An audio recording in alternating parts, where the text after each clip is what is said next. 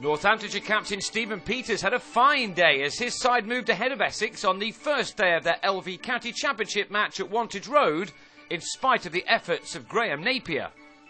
The first thing Peters did correctly was to win the toss and insert Essex, although the first 50 minutes of this windy day actually belonged to the visitors, with their openers Tom Wesley and Rob Quiney getting their side off to a good start in spite of what appeared to be bowling-friendly conditions, both with the overhead skies and the green nature of the pitch. When the home attack overpitched, both batsmen were quickly onto the ball as they opened up with a steady stand of 44. Peters then chucked Andrew Hall the ball, and with his first delivery, he brought one back into the pads of Quiney to trap him LBW for 25. Wesley, however, continued to play some fine shots. He's made a very encouraging start to the first-class summer. But from 61 for 1, Essex suddenly lost their way. Stephen Crook now joined the attack, and with his 8th delivery, he caught the edge of Ben Folkes' bat as the youngster departed for 4. Peters was starting to have just one of those days, and when he reintroduced Trent Copeland back into the attack, he also struck straight away to remove the in-form Wesley for 30, David Murphy with his second catch of the morning. The game was still evenly poised until just before lunch. Then Crook found some extra bounce to surprise Mark Bettini, who edged to Copeland on 4. Then 3 balls later, Crook also saw the back of James Foster with a perfect delivery, which left Essex on 79 for 5. Soon after the restart, that became 87 for 6 as Crook struck for a 4th time for the second match running. Another delightful delivery saw Ravi Bapara taken behind for 6.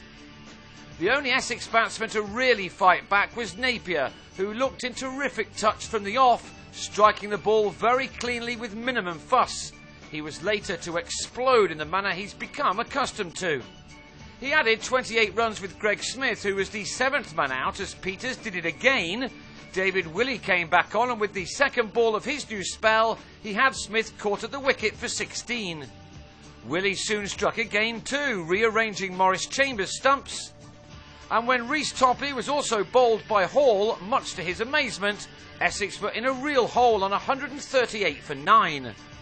So now it was left to Napier on 34 when he was joined by last man Tymor Mills to really show his worth. He belted Hall over extra cover for the first of his 5 maximums. He hit another 6 before getting to his half-century, which had also included 7 fours from the 58 balls he'd faced at this point. It was becoming something of a one-man show from Napier, who just occasionally produces innings of amazement. Now he was threatening to do just that as he ruined Crook's excellent figures by smashing him for 22 off 1 over, including 3 more 6s. Yet in spite of that, Crook still finished with figures of 4 for 39. But Napier was left stranded on a 65-ball 73 when Mills lobbed a simple catch to Rob Newton off Willey, as Essex were dismissed in 52 overs for 183. Not that Northamptonshire started their reply particularly strongly, with Napier to the fore now with the ball, claiming 2 wickets in his very first over. With 20 runs on the board, Kyle Curtin nicked an outswinger to Wesley. And 4 balls later, the one-man show continued, with David Sales miscuing his shot and chipping to cover. Peters will have been disappointed with that, but on a personal level, his great day went on. He began this season with a fine 50 in the rain-affected draw with Glamorgan last week, and he looked in wonderful touch here as well. He took advantage of some misdirected deliveries from Mills. The total stood at 73 when Essex picked up a wicket just when they needed one. Alex Wakely timed his flick off Chambers well enough, but it was misdirected and found Bapara at square leg. Wakely went for 11, but Peters maintained his form by completing a pleasing 50 off 76 balls, 9 of which had brought him boundaries. He appeared to have the Midas touch on this day. Well, that was until in the day's final hour, with 60 runs under his belt, he edged Topley to Bettini. He departed with the job half done, with his side on 109 for 4 and trailing by only 74.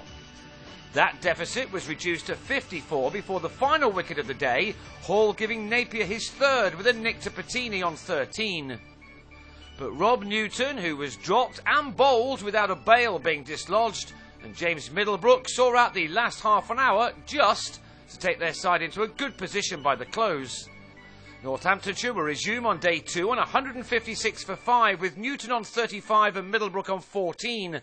And that means they trail by just 27 runs, with half their wickets still intact.